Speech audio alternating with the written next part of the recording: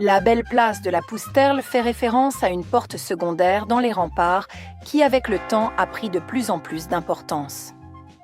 Régulièrement murée suite à des menaces de guerre ou des alertes épidémiques, elle l'est effectivement en 1610, avec des cairons dont nous connaissons le nombre et les dimensions, ce qui a permis d'établir qu'il s'agit alors d'une simple porte d'un peu plus de 2 mètres de hauteur.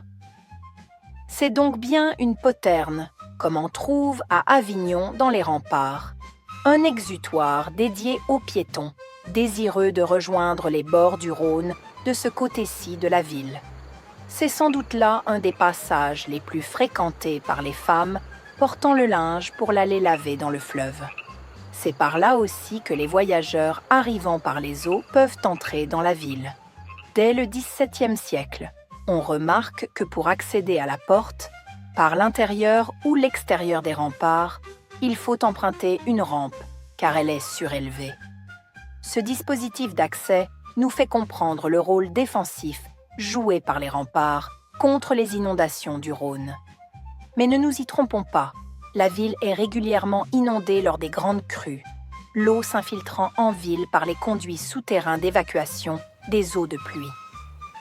Toutefois, ces inondations restent limitées grâce aux dimensions des conduits qui freinent leur progression.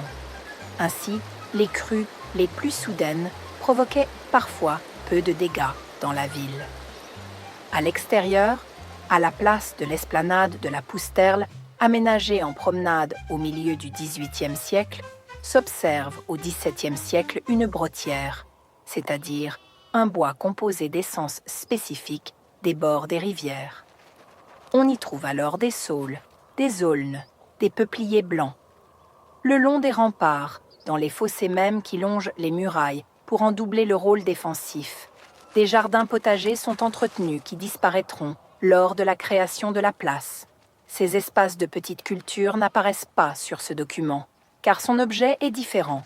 Il fixe l'étendue de la baronnie et les éléments la composant comme la ferme de l'air bien détaillée. Le bois de la brottière était probablement suffisamment important pour se fixer dans la mémoire de l'auteur du plan qui l'a restitué.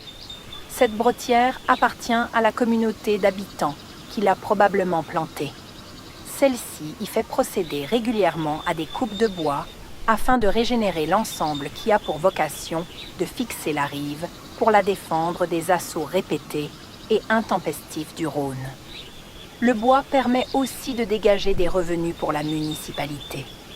Ravagée en 1608 par le Rhône, la brottière est replantée et une nouvelle fois endommagée en 1624.